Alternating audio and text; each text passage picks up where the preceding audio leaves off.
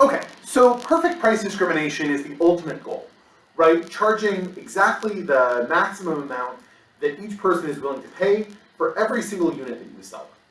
But for most businesses, that's going to be an unattainable dream. And the reason is just because it requires you to know everything about every single one of your customers. So what we're going to do next is we're going to think about more limited forms of price discrimination that can get us part of the way there. They can improve on charging a single price for everyone, but doesn't require as much information as we would need for perfect price discrimination. So the first thing I'm going to think about is, what could we do if we know that we've got two segments of our market, or more than two segments of our market, that have different demand from each other? So for example, let's imagine that you're running a diner right on the border between two Orange County communities, Laguna Woods and Laguna Hills. So Laguna Hills is an affluent, upper middle income neighborhood full of families. Laguna Woods is a city that consists entirely of one giant retirement community called Leisure World, right? And if we're running this diner, let's say that we know that for the people of Laguna Hills, right, the high income professionals, they're not going to eat out all that often, but when they do, they're not very sensitive to price. So for example, let's say that their demand curve, right, demand from, I'll say adults, meaning non-seniors, as a function of the price that they're charged, is going to be something like 12 minus P over 3.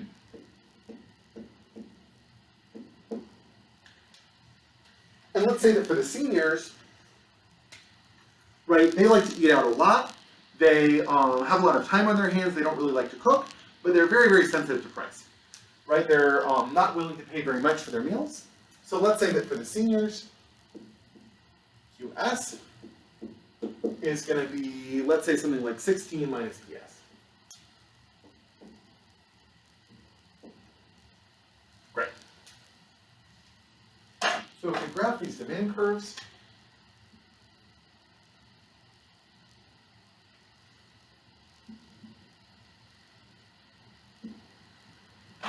right, we could say that for adults, right, we can solve for price here and say P is going to be, P of Q is going to equal 36 minus 3Q, right? If I solve for price here, PA of Q, S of Q would be just 16 minus QS, right? So if I graph my demand from non-senior adults, right, the maximum amount anyone's going to be willing to pay for a diner meal would be $36, right? If I had a price of 0, they would be willing to buy 12 meals, right? I'll have demand like this.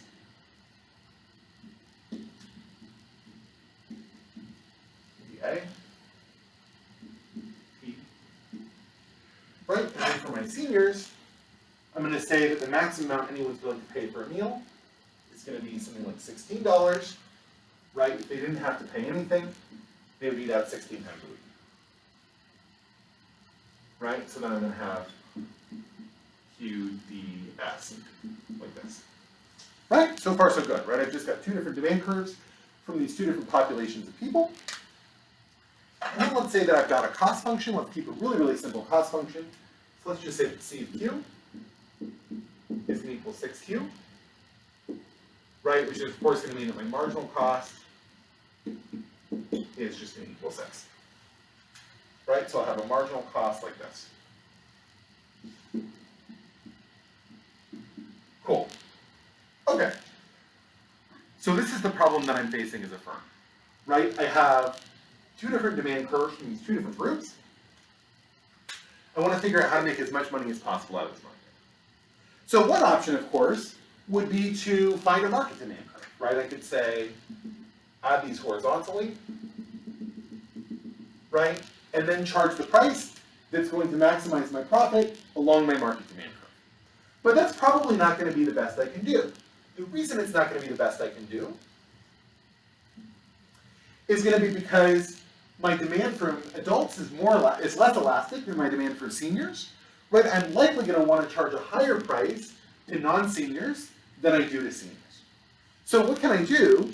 Well, if I'm able to identify someone as either a senior or as a non-senior, then I'm going to be able to choose a different price to charge my seniors than to charge my non-seniors, right? In other words, I'll give something like a senior discount if you can show me an ID card showing that you're above the age of 70.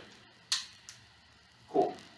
So if I'm able to do that, right, if I'm able to charge different prices to seniors and non-seniors, and because I've got a constant marginal cost of 6, I can essentially separately identify my optimal pricing quantity for seniors and my optimal pricing quantity for non-seniors.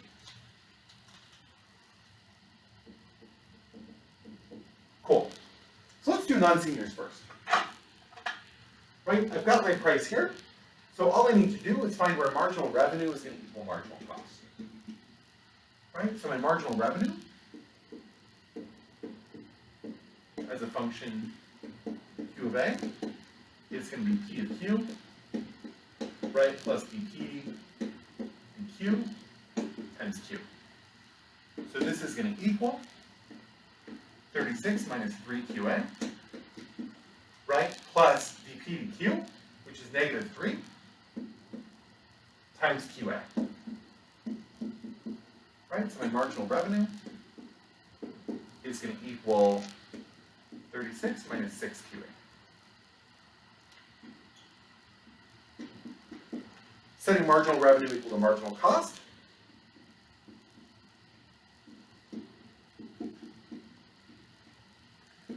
I'm going to find that 36 minus 6QA is going to equal 6, right? So then QA is going to equal 30 divided by 6, which is going to equal 5. This makes sense? So now that I find my optimal quantity, I can find my optimal price by saying the price, right? I know that I'm going to make 5 meals.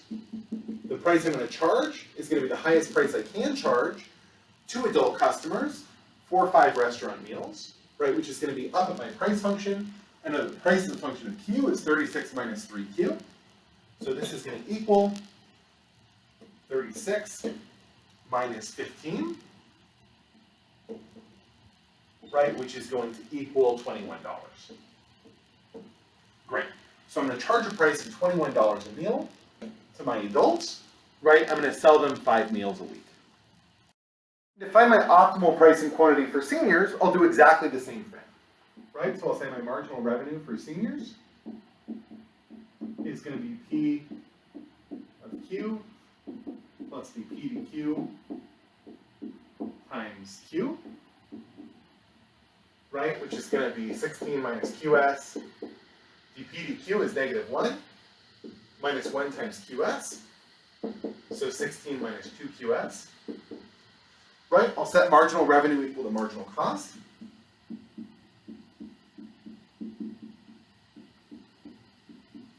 So I'll say 16 minus 2QS is going to equal 6. QS is going to have to equal 5. Great. Right? So what I'm saying is, I'm also going to sell 5 restaurant meals in equilibrium, right, to the seniors. But what price am I going to charge them? Am I going to charge them a price of 21? No, right? I'm going to plug this into my price function for seniors. So I'll say PS of 5 is going to equal 16 minus 5 equals 11. Right?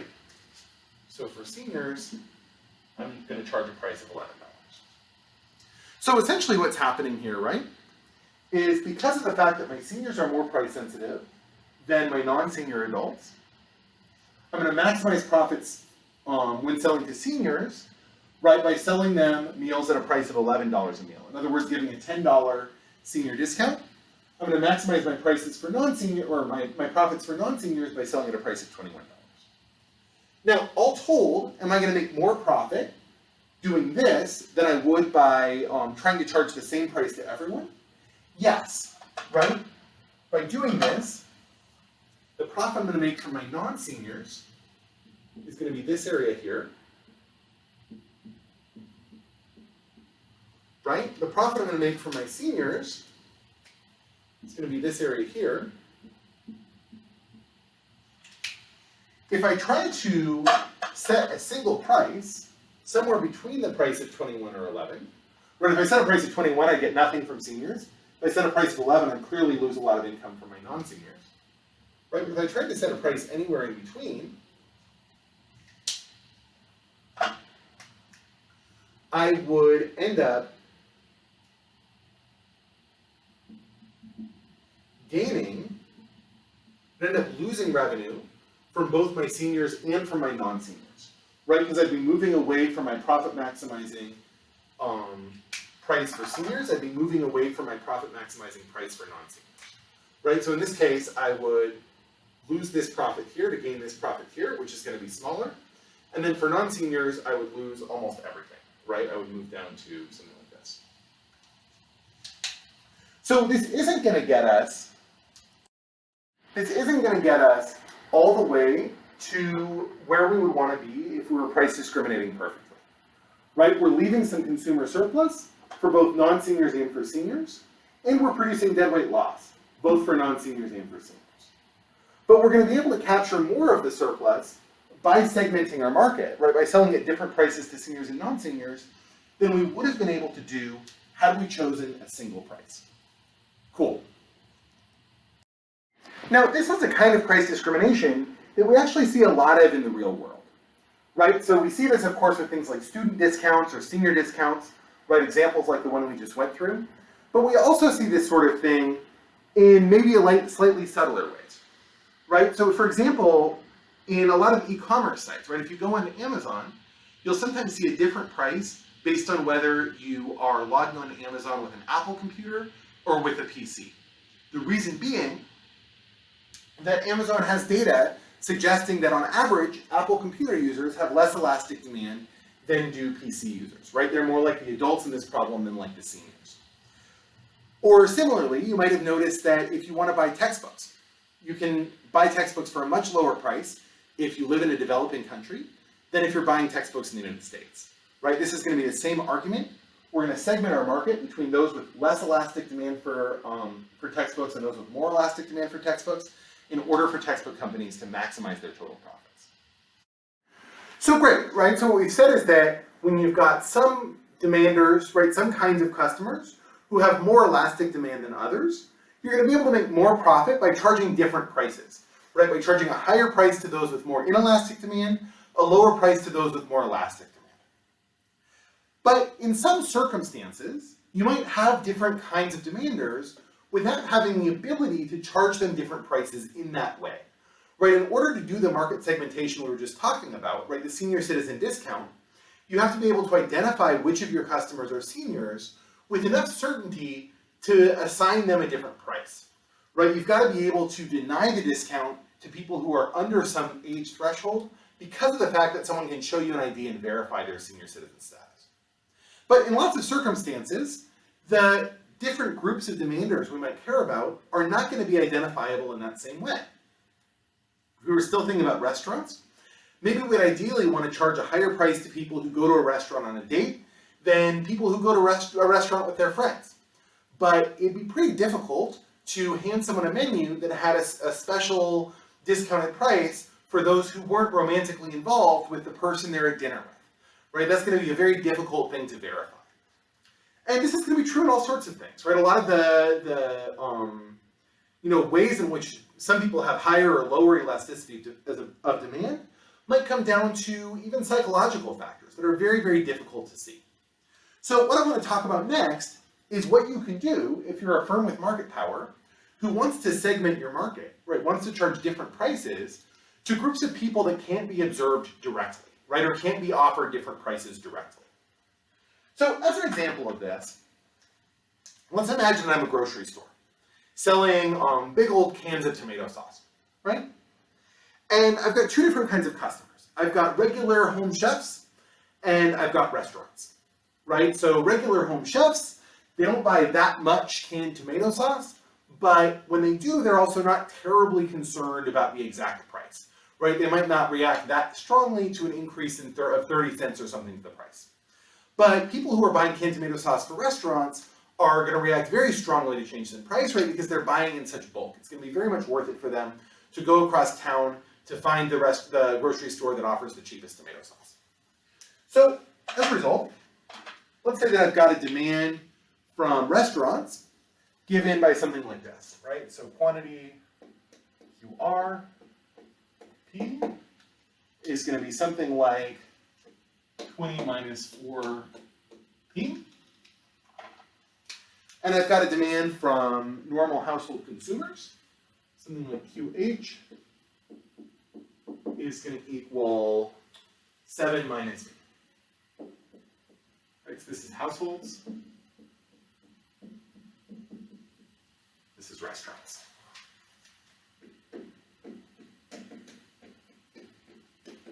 Right, so if we invert these demand curves, you get 4P equals 20 minus Q, R, P QR is going to be 20 over 4, so 5 minus QR over 4.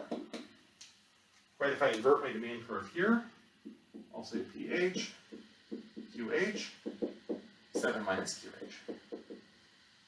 Cool.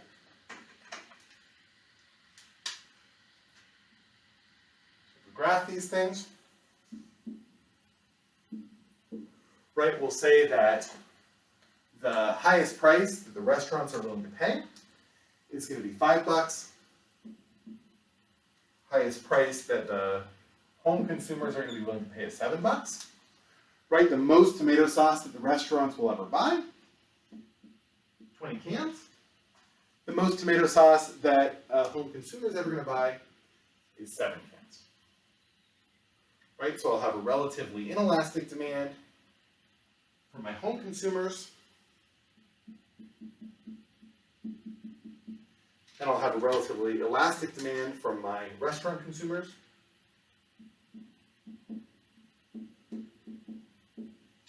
Just like in the last problem, right? And to keep things fairly simple, let's again play with a simple cost function. So let's say C of Q equals Q, right? Marginal cost of 1. So we'll have a marginal cost that's just constant at 1. Great. So what I'd like to do, right, is exactly what I did in the last problem. What I'd like to do is say, how can I charge a higher price, right, to the home buyers who have less elastic demand and a lower price to the restaurant buyers. And if I was going to pick my prices, right, we can find them the exact same way. We can say marginal revenue for restaurants is going to be 5 minus QR over 2, right? Set that equal to marginal cost, right? So then QR over 2 is going to equal 4. QR is going to equal 8, right? And therefore PR will equal, right, P of 8, 5 minus 8 over 4, which is going to be 5 minus 2 is $3, right? So I would charge $3 a can, and, oh, I'm sorry. I would charge $3 a can, right? Sell 8 cans to restaurants. For home buyers, right? Same exact process. Marginal revenue of Q is going to equal P of Q minus P of Q times Q, right? So it's going to equal 7 minus QH minus 1 times QH equals 7 minus 2Q, which equals marginal cost is 1, right?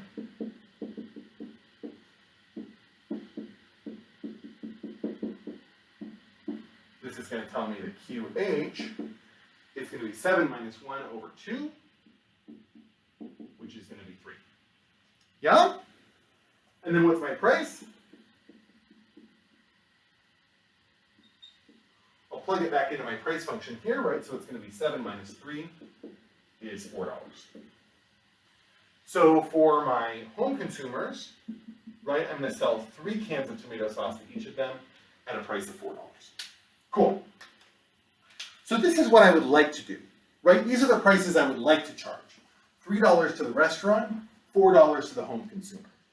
The only problem is, if I don't have a way of verifying that somebody is a restaurateur as opposed to a home consumer, then anybody who wants to buy tomato sauce is going to walk in with a chef's hat, right, and insist on getting the $3 price. If I have no way to verify, right, I have no way to directly distinguish between these two. So if I wanted to charge a lower price to the restaurateurs, I'd have to do so indirectly. I'd have to figure out some way to make the home buyers uninterested in purchasing tomato sauce at a price of $3. So how could I do that? There's really 2 things going on here, right? There's 2 ways that the restaurateurs are different from the home consumers. The first is that their optimal price is lower, right? They've got a more elastic demand for tomato sauce. But the other is that their optimal quantity is higher, right? They want to buy 8 cans of tomato sauce, whereas the home buyers would only want to buy 3 cans of tomato sauce, right? And even if the home buyers got the $3 price, they would only actually want to buy 4 cans of tomato sauce. So one way that I can tell whether someone's a restaurateur or a home buyer is how many cans of tomato sauce they bring to the checkout line. Right? As a result, I can indirectly, effectively, give a discount to the restaurateurs, if I give a discount for large quantities of purchasing. Right? If I said for 8 cans or more, right, for a pallet of 8 cans, you're going to pay $3 a can. For individual cans, you're going to pay $4 a can. The idea here is going to be that as long as it's not worth it for an individual household to buy the pallet of 8 cans, I'll be able to charge different prices to these different segments of the market. So I'm going to call a deal, right, a quantity discount, that would not be taken by households incentive compatible.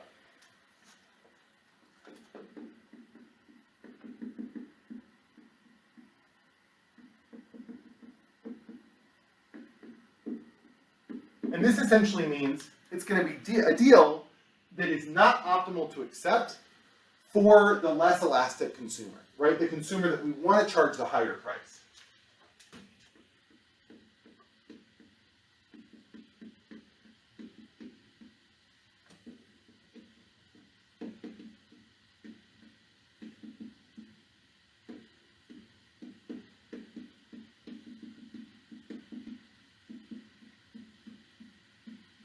Wonderful. Okay. So all we need to do is figure out if the individual household had the option to buy 8 cans of tomato sauce at a price of $3 a can. Are they going to take that deal or not? Right? This is all we need to figure out. If they would take the deal, then we're not going to be able to indirectly price discriminate by offering a quantity discount. If they don't take the deal, then we will be able to do so because someone will tell us whether they're a restaurateur or a household by the number of cans they bring to our cash register. Okay. So to think about this, to think about whether the household's going to take this deal or not, let's think about whether what we need to know, right, is whether they're better off buying 3 cans of tomato sauce at $4 a can or buying 8 cans of tomato sauce at $3 a can. How we can do that, right, how we can determine how well off the consumer is by thinking about their welfare, right, their consumer surplus. So what's the value to them of buying 3 cans of tomato sauce at $4 a can? It's the consumer surplus they receive given a price of 3 and 4, right? So the value to them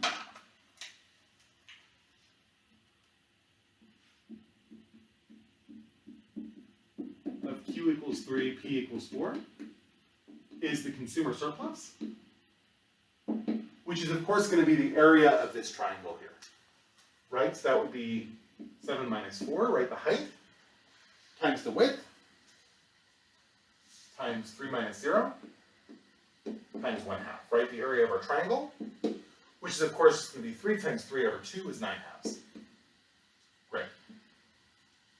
How about the value to them of buying 8 cans of tomato sauce at a price of $3.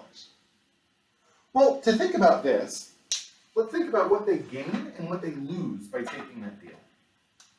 So the benefit to them of taking that deal is that the tomato sauce they want at a price of $3 is now cheaper for them, right? They get a discount on those 3 cans they were going to buy anyway. They can buy an additional can, right, an additional 4th can that wouldn't have been worth it to them at $4, but is worth it to them at $3, right? This is their gain in consumer surplus. But they also lose consumer surplus because they're getting other cans of tomato sauce that they don't actually want at a price of $3 a can, right? Their 5th can of tomato sauce is only worth $2 to them. They've still got to pay $3 for it. So they're going to actually lose consumer surplus from that can, right? Likewise, their 6th and 7th and 8th, right? So this is going to be their loss.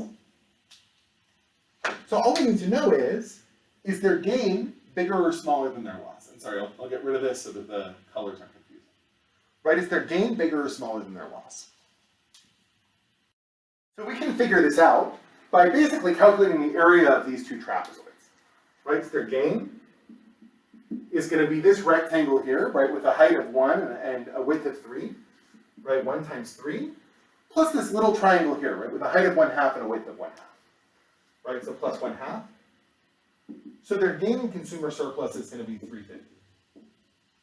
Their loss is going to be this trapezoid here, right, trapezoid is a rectangle plus a triangle.